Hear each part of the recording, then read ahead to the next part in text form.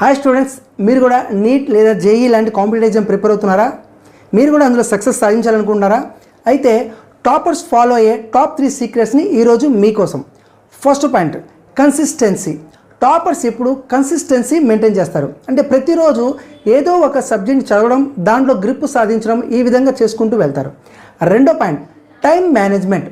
వాళ్ళు ఇయర్ మొత్తం షెడ్యూల్ని ఒక ప్లాన్ ప్రకారం తయారు చేసుకొని ఆ షెడ్యూల్ ప్రకారమే కంటిన్యూగా మొత్తం ప్రాక్టీస్ చేస్తారు. ఈ షెడ్యూల్లో రివిజన్ ఉంటుంది, డైలీ ఎగ్జామ్స్ ఉంటాయి, స్టడీ అవర్స్ ఉంటాయి, ఈ విధంగా డివైడ్ చేసుకుంటారు. Third point, learn from mistakes. తప్పుల నుంచి నేర్చుకోవడం.